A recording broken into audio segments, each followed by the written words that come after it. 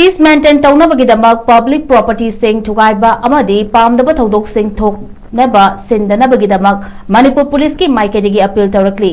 ngasi nomanini asida maira rally chatpa matamda thokhaningdaba thodok sing thokpagi matangda Manipur Police ki maikadigi phongdorakpada chatliba rally singda Manipur Police na rally chatliba singbo ngak senbagi thabak chathaduna lakli adubu maira rally gi panthungfam yauraga mamai leiramdaida nisa sizinaba natraga irang pamba miyoi khara tholaktuna pamdaba thodok sing thoknaba silakpana maram oiraga control taunabagidamakta Manipur Police na hotnabani masida makhata na pamdaba thodok sing thoknaba silaklabadi logi oiba chap chaba thabak sing paikhatkani haina phongdorakli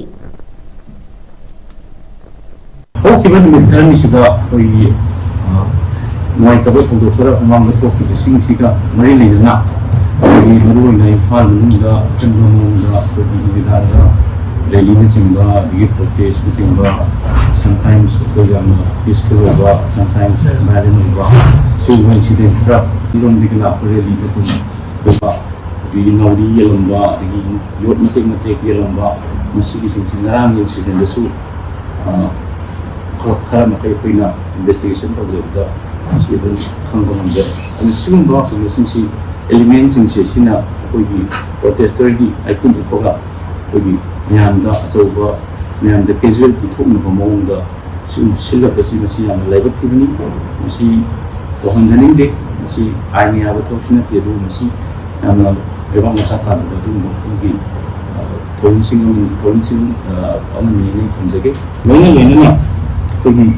releasing to couple of things that say for example the thing of a doctor Hawa women to way at the maybe doctor women to way after the incident later and the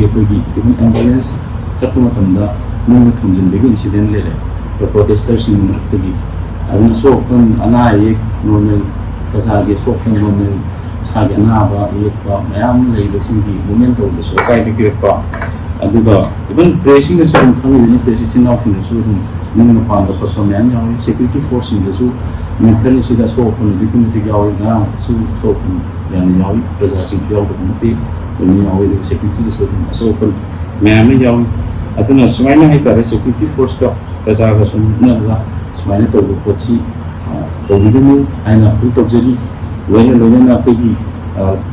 neba philly presasina security force na ngak sino dira tani kaza tani ko leji ko ida ting pang yu cooperation review aduga violence singba igi public property thogai ba di traffic point thogai ba di traffic signal thogai ba CCTV camera jingu su public ki accident singba thokun tanda igi common ngi ching isu na da ko